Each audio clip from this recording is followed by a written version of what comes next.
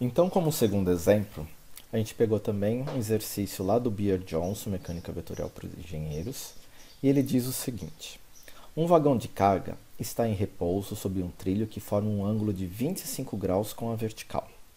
O peso bruto do vagão e sua carga é de 24.750 newtons e está aplicado em um ponto G a 75 centímetros do trilho no meio entre os dois eixos do vagão. Então, eu tenho as duas rodas, esse ponto G está localizado bem no meio desses dois eixos.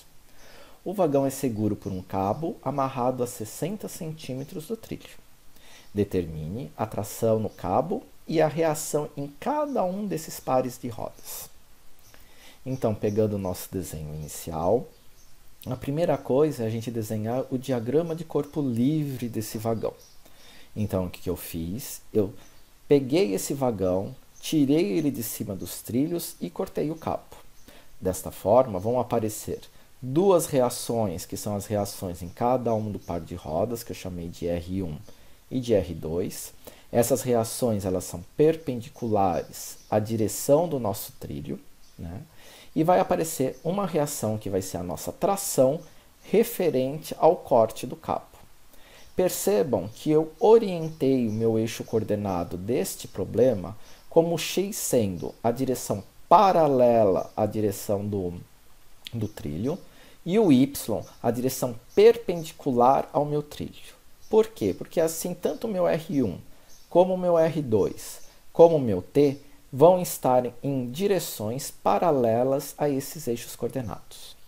A única força que não vai estar paralela a esses eixos coordenados é o meu P.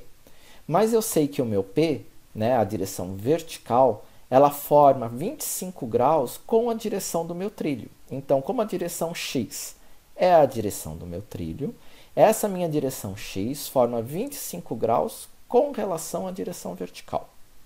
Então, construindo esse triângulo onde eu tenho Px mais Py vale a minha força P, eu posso calcular o meu Px e o meu Py. Então, meu Px ele vai ser o quê? Vai ser a hipotenusa vezes o cosseno de 25 graus. Então, vai ser P vezes o cosseno de 25 graus, que vai dar 22.431. E o meu Py, ele vai ser a hipotenusa vezes o seno de 25 graus, porque ele é o cateto oposto. E isso daqui vai dar 10.460 newtons. Então, calculado todas as forças na direção x e y, eu vou começar o equilíbrio dessas forças. O primeiro equilíbrio que eu vou fazer é o momento no ponto A igual a zero. Quem é o meu ponto A? O ponto A é o ponto de intersecção entre a direção da minha força R1 com a direção da minha força T. E por que eu escolho esse ponto A? Porque se eu calcular o momento das minhas forças em relação ao ponto A, como R1 está na direção que passa por A e T também está na direção que passa por A, o momento dessas duas forças vai ser igual a zero. Então, duas incógnitas que eu tenho não causam momento nesse ponto A. Só as demais forças irão causar momento. Logo, fazendo essa nossa conta, eu vou ter o quê? A componente PY, né, que vai estar nessa direção aqui, perpendicular a distância que é ao meu ponto A, que é 62,5 centímetros, ou 0,625 metros, né, que vai tentar girar ao longo do meu A no sentido horário. Então, ela vai ser negativa. Eu vou ter o meu Px, vezes a distância perpendicular ao meu ponto A, que também vai girar no sentido horário e vai ser negativo. Mas qual que é essa distância perpendicular do ponto G até o meu ponto A?